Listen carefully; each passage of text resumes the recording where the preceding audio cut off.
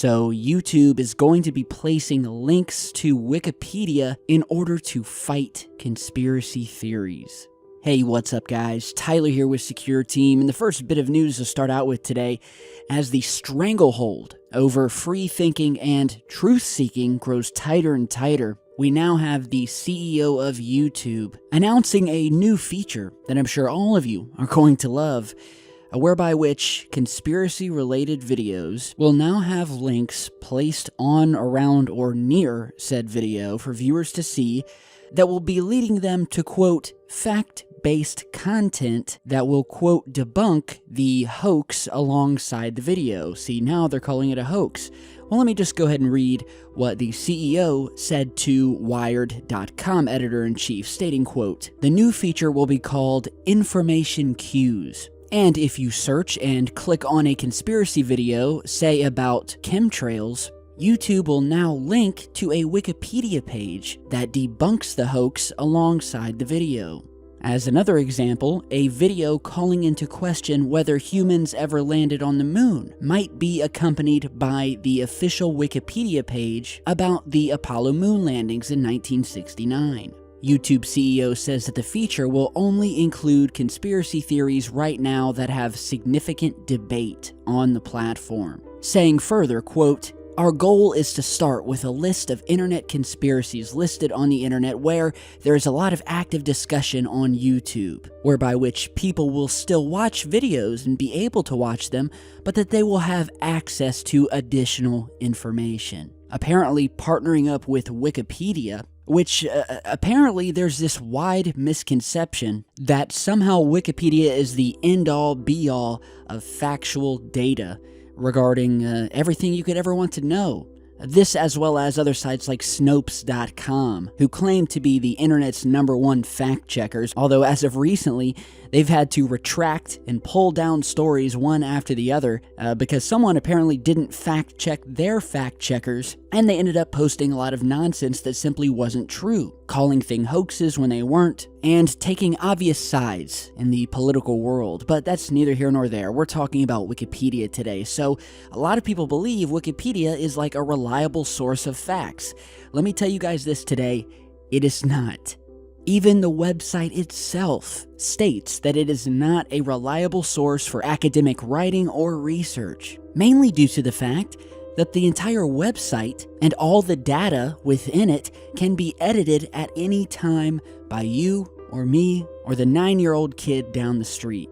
Now, that's not to say that Wikipedia and some of the people that use it do their best to cite sources and links, but still, the fact remains that most, if not all, of the information on the website has been created, edited, or added by users of the internet.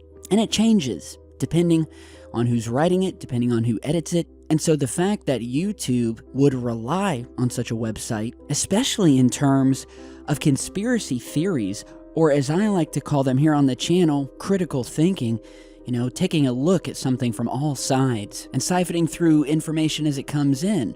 Because as with many of these so-called conspiracy theories, whether we're talking about chemtrails or the moon landings or aliens, UFOs, with all of them, there is at least, and from all the research I've seen, a degree of truth. And especially when we're talking about aliens, UFOs, likely chemtrails too, because they have admitted to doing that, a whole lot of truth exists. And while I firmly believe that we went to the moon, there is sufficient evidence to show that certain parts, certain pieces of footage, certain photographs were indeed faked. And so how is YouTube going to consolidate that? By simply pointing you to a Wikipedia page, essentially taking away our ability to be free thinkers, whereby which YouTube is going to tell you how to think by sending you to such websites, where said critical thinking, as I like to call it, can be swiftly debunked by a 3 or 4 page paragraph on Wikipedia. And so who knows how far it will go, if they will touch on UFOs and aliens, or the mystery booms and lights we've been talking about lately, and whether they'll just have one of their little links for every topic we talk about. But I just want to give you guys a heads up if you start seeing it. This has just come out and is yet another step further that YouTube and major internet companies all over the net are doing whatever they can to take away your free thought and replacing it with what they think that you should be thinking and what they think that you should read or watch. But I know that most of you guys are hip to that, and those of you who are new to the channel or this research, you'll find out real quick that anybody, especially the mainstream media, who tells you that this is definitively the answer to this theory, or that this is a hoax or that is a hoax, well, it's nonsense. You don't trust people who do that. So just a heads up, you guys be on your guard. Now, in other news, do you guys remember when the astronaut Scott Kelly went up into space, staying in the International Space Station, and actually lived out there for a year in space, which is one of the longest times anybody has been up in space, save for a few others who have been over, a little bit over a year, but Mr. Kelly stayed a year, and after 2 years of being back on Earth, scientists have just discovered that this astronaut, Scott Kelly, who, by the way, has an identical twin down here on Earth, well, this astronaut no longer has the same DNA as his twin brother. And so from the report, quote, astronaut's DNA no longer matches that of his identical twin, NASA finds. Well, basically, they've discovered that space not only changes your outlook, but it transforms your genes. With preliminary results from NASA's twin study revealed that 7% of astronaut Scott Kelly's genes did not return to normal after his return to Earth 2 years ago.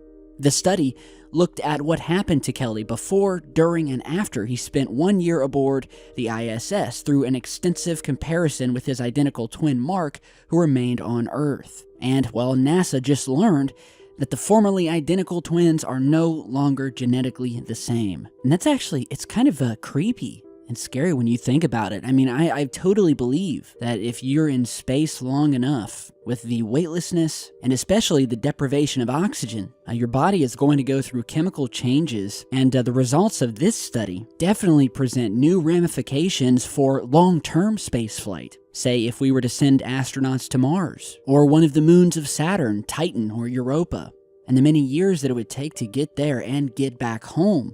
And at just what percentage would your genes change? And would this higher percentage of a change start to change you as an individual, start to change your mind, the way your brain works? Would it start to change the way you look?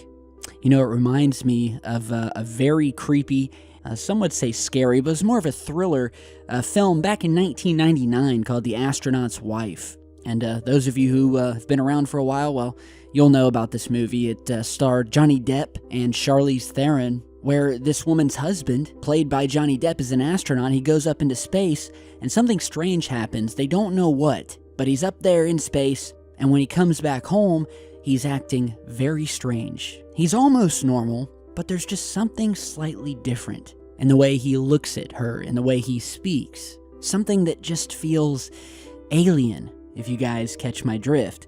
And so, yeah, it reminds me of that. So, very telling, this new study about space. Your DNA can be changed. And I'm wondering to see whether that is going to have an impact on our long-term spaceflight and what they're going to do to prevent it, and what would happen if a man or a woman were to stay in space for, say, 5 to 10 years.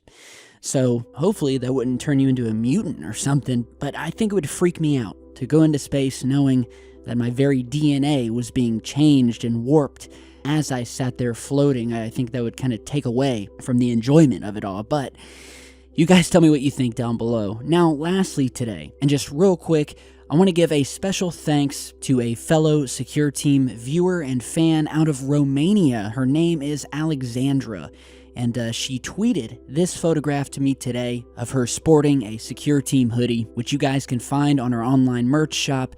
Links down below and at the end of this video. And so I thought this was pretty awesome. Not only did she get the hoodie, but she made it her profile pic on Twitter. So I had to give her a shout out. This picture snapped all the way from Romania. We are being watched from Romania, people. I think that is an achievement in and of itself. So really awesome to know that we have viewers from all over the world, and it's awesome to know that everyday people are tuning in and looking to expand their minds about a number of different topics. So big thanks, Alex. Appreciate you a lot, as well as all of you guys out there. So thank you again for stopping by. Be sure to stay tuned. I've got much more in the works. Hit me up on Twitter as to when new videos are coming out, and I will see you all back in just a bit. Stay safe, guys.